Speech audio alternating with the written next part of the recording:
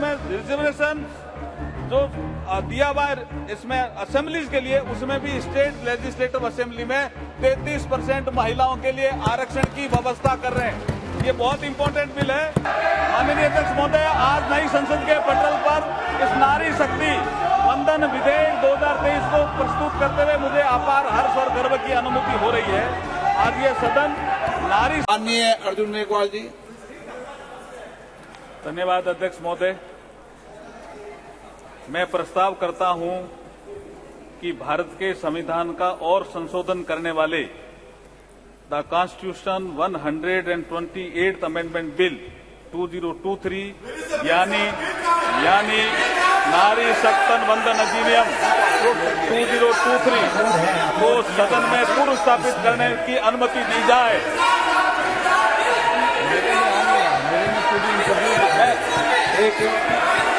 मैं बोलना भी चाहता हूं सर।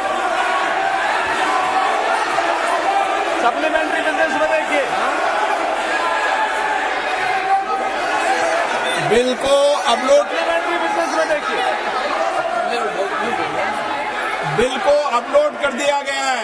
नई टेक्नोलॉजी है संसद की, और नई टेक्नोलॉजी में आप इसमें देख लें, बिल अपलोड कर दिया है, अपलोडेड भी है। अध्यक्ष जी, मैं कुछ बोलना चाहता हूं। अध्यक्ष जी, नई टेक्नोलॉजी है संसद में, आप इसको चलाइए। इसमें बिल लोड कर दिया गया है। आप बिल अपलोडेड भी है। मैं बोलना चाहता हूं अध्यक्ष जी, कुछ बोलना चाहता हूं। अध्यक्ष जी,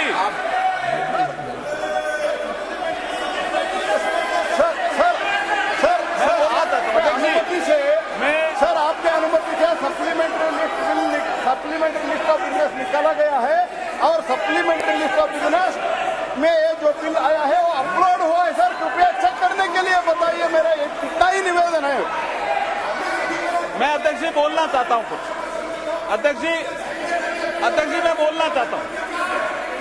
अध्यक्ष जी, इस महत्वपूर्ण दिवस के अवसर पर आपने मुझे बोलने का अवसर दिया, मैं आपका आभार प्रकट करता हूं। कर दिया ना आपने। ये अपलोड है साहब, बता दें बिल अपलोडेड है। Gaurav ji, you can see the bill. आप इसमें अपलोड है बिल। अभिनंदन जी, ये अपलोड है। मैं अध्यक्ष जी, मैं कॉन्स्टिट्यूशन 128th अमेंडमेंट बिल 2023 के संबंध में कुछ तथ्य सदन के समक्ष रखना चाहता हूं। ये महिला सशक्तिकरण से संबंधित बिल है। इस बिल के माध्यम से हम आर्टिकल 239AA, 330A और 332A और 334A इनमें संशोधन कर रहे हैं संविधान में। अध्यक्ष जी, 239AA के माध्यम से 33% सीटें national capital territory of Delhi के लिए महिलाओं के लिए रिजर्व होगी। आर्टिकल 330A के माध्यम से तो रिजर्वेशन ऑफ सीट्स और SC/ST in house of people है। इसमें मैं आपको बता रहा हूँ कौन से उसमें है। आर्टिकल 332A है, इस आर्टिकल में है।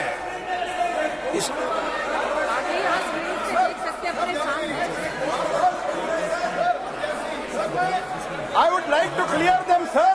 It is already uploaded, sir. Supplementary list. It is already uploaded, sir. We are able to see it. We are able to. Why they are not able to see it? Whether they are opposing the Mahila Reservation Bill, let them clarify, sir. It is there, sir. Let them understand, sir. It is already there.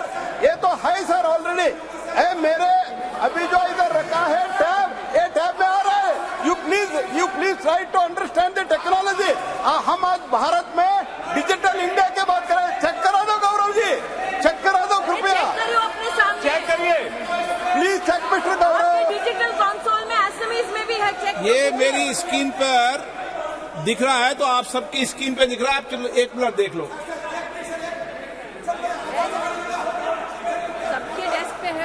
Revise list of business में देखिए, revise list of. Arjun जी, आप continuous कीजिए। ठीक अध्यक्ष जी, इनको शांत कराइए। आप तो कंटिन्यूस कीजिए।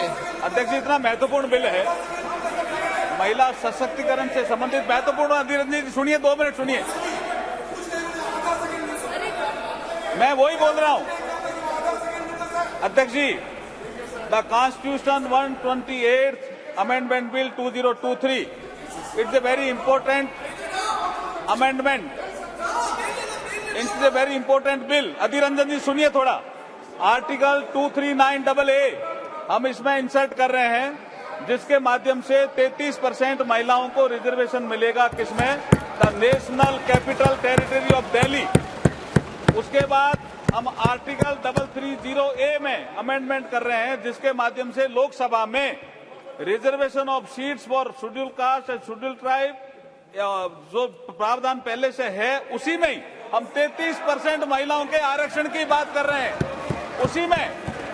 उसी में हम 33% महिलाओं के आरक्षण की बात कर रहे हैं।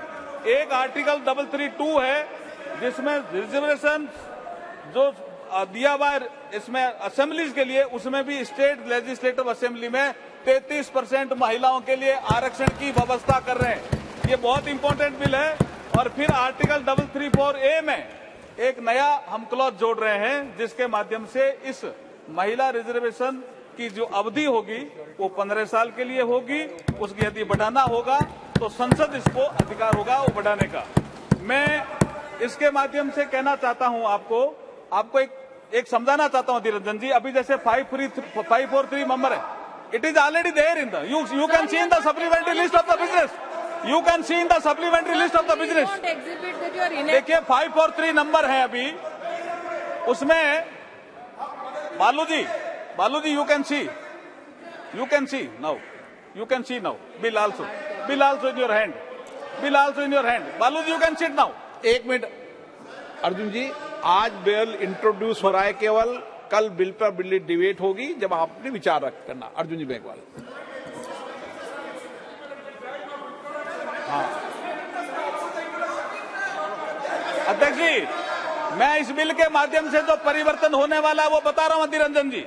अभी जैसे 543 हमारी लोकसभा की सीट है, जैसे ही ये बिल पास होगा, ये कानून बनेगा, उसके बाद वर्तमान में लोकसभा में जो संख्या जो कि सबसे ज्यादा है 82 महिलाओं की संख्या है, वो 181 हो जाएगी इस कानून के पास होने के बाद। कितना क्रांतिकारी कदम हम उठा रहे हैं। आप इसके समर्थन में नहीं हो क्या? आप बैठिए, एक बार बताता हूं मैं आपको। और इतिहास भी सुनिए कल्याण बजट जी। ये सबसे पहले ये बिल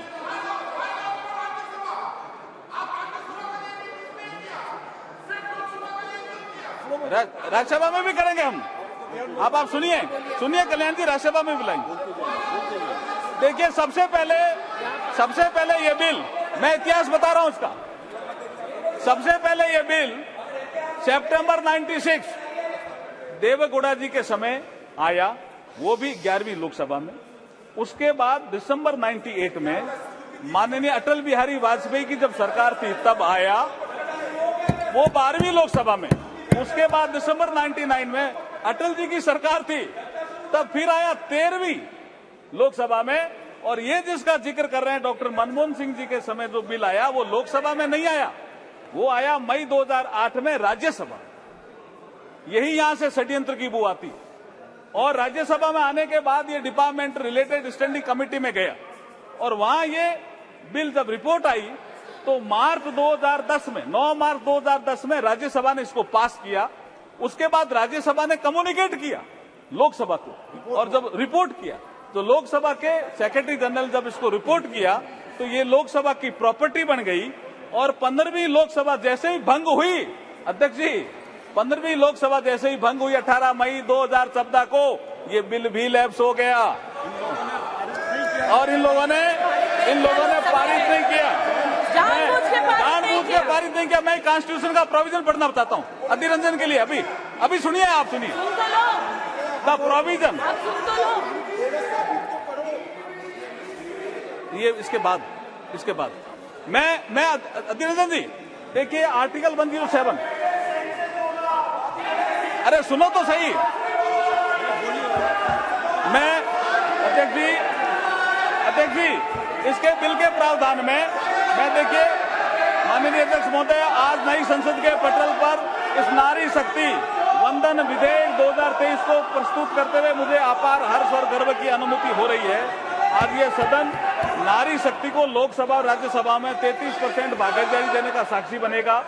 भारत के यशस्वी प्रधानमंत्री श्री नरेंद्र मोदी जी की सोच हमेशा से नारी को शक्ति स्वरूप मानने की रही है और माननीय प्रधानमंत्री जी के नेतृत्व में देश में आज वुमेन डेवलपमेंट से वुमेन लेड डेवलपमेंट की ओर तेजी से कदम बढ़ा रहा है देश।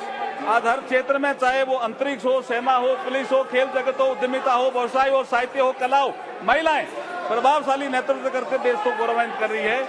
आज हम प्रधानमंत्री मोदी जी के नेतृत्व में नारी शक्ति वंदन विधेयक प्रस्तुत कर सच्चे अर्थों में नारी शक्ति को उनका अधिकार देने जा रहे हैं। अध्यक्ष महोदय, हमारी संस्कृति में नारी को सदैव से शक्ति स्वरूपा माना गया है। हमारे श्लोकों में भी कहा गया है, या देवी सर्वभूतेषु शक्ति रूपेण संस्थिता, नमस्ते नमस्ते नमस्ते नमो नमे। अध्यक्ष महोदय, मैं इस अवसर पर भारत के संविधान निर्माता बाबा साहब भीमराव अम्बेडकर का एक कोट आपके समक्ष प्रस्तुत करना चाहता हूं। Quote unquote. बाबा साहब को किसी ने पूछा कि आप किसी समाज के उत्थान की प्रगति कैसे नापते हो, व्हाट इज द पैरामीटर कि ये समाज या देश, ये राष्ट्र उन्नति कर रहा है। तो बाबा साहब ने एक कोट कहा था, उसको मैं कोट अनकोट कह रहा हूं। उन्होंने कहा, I measure the progress of a community by the degree of progress which women have achieved, which women have achieved. महिलाएं अगर किसी देश में प्रगति कर रही है तो मैं समझता हूं कि वो समाज, वो राष्ट्र प्रगति कर रहा है। ये बाबा साहब ने कहा था। अध्यक्ष महोदय, मैं इस अवसर पर भारत के संविधान के शिल्पकार बाबा साहब भीमराव अम्बेडकर जी को इसलिए भी याद करना चाहता हूं कि 25 नवंबर 1949 को बाबा साहब ने कहा था इसी सेंट्रल हॉल में, जिसमें आज लास्ट फंक्शन हुआ, कि हम एक ऐसे युग में प्रवेश कर रहे हैं कि हम राजनीतिक क्षेत्र में तो समानता होगी, लेकिन सामाजिक और आर्थिक क्षेत्र में समानता नहीं होगी। इसको कौन दूर करेगा? आने वाली सरकारों का ये इसका काम होगा। लेकिन ये नहीं कर पाए जो सरकारें आई। लेकिन जब प्रधानमंत्री मोदी जी आए 2014 में, तो जन धन अकाउंट आया, एक महिला के अकाउंट, एक के अकाउंट नहीं, ये असमानता थी। अध्यक्ष महोदय, पीएम आवास, एक के घर कच्चा, एक के पक्का, ये असमानता थी जिसकी ये बात अधीर रंजन की कर रहे थे। एक के घर शौचालय, एक के घर शौचालय नहीं, ये असमानता थी। एक के घर बिजली, एक के घर बिजली नहीं। एक के घर गैस, एक के घर गैस नहीं। एक के घर नल से जल और एक के घर नल से जल नहीं। और मुद्रा योजना में भी, जैसे प्रधानमंत्री ने जिक्र किया, स्टैंड अप इंडिया में भी 1 लाख से 10 करोड़ तक का लोन। ये असमानता दूर करने का काम अगर किसी ने किया है तो प्रधानमंत्री नरेंद्र मोदी जी ने किया है। इसलिए ये महिलाओं को सशक्तिकरण भी करेगा और महिलाओं का उत्थान भी करेगा और ये दिशा भी देगा। इसलिए मैं इसकी अनुमति चाहता हूं आपसे। ये नारी शक्ति वंदन विधेयक भारत के विकास में नारी शक्ति की भूमिका को निर्धारित करने वाला होगा। 2047 तक के अमृतकाल में विकसित भारत के निर्माण में मील का पत्थर साबित होगा। महिला सशक्तिकरण में वुमेन लेड डेवलपमेंट को नई दिशा देने वाला होगा। नए भारत के निर्माण में ऐतिहासिक महिला नेतृत्व को पहचान दिलाने वाला होगा। संपूर्ण विश्व के लिए प्रेरणा देने वाला ये सिद्ध होगा। इसलिए मैं आपसे अनुमति चाहता हूं कि इस विधेयक को पुनर्स्थापित करने की अनुमति दी जाए। धन्यवाद। प्रश्न ये कि विधेयक को पुनर्स्थापित करने की अनुमति प्रदान की जाए। प्रश्न है कि विधेयक को पुनर्स्थापित करने की अनुमति प्रदान की जाए। जो सदस्य इसके पक्ष में हाँ गए, जो सदस्य विरोध में ना गए, मेरे विचार में निर्णय हाँ वालों के पक्ष में हुआ। हाँ वालों के पक्ष में हुआ। माननीय मंत्री जी अब विधेयक को प्रस्तावित करें। I introduce the bill. Honourable speaker sir, honourable speaker sir, I introduce the bill. सभा पटल पर रखे जाने वाले पत्र आइटम नंबर 1 श्री किरेन रिजिजू जी।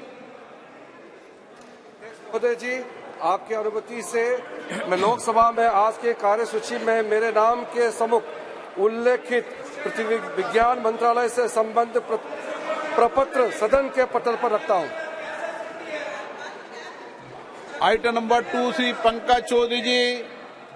महोदय, मैं आज की कार्यसूची में मत संख्या 2 पर मेरे नाम के सामने वर्णित कागजात आपकी अनुमति से सदन के पटल पर रखता हूं। नंबर 3 महासचिव, आइटम नंबर 3 महासचिव। Sir, I lay on the table the following bills passed by the Houses of Parliament during the 12th session of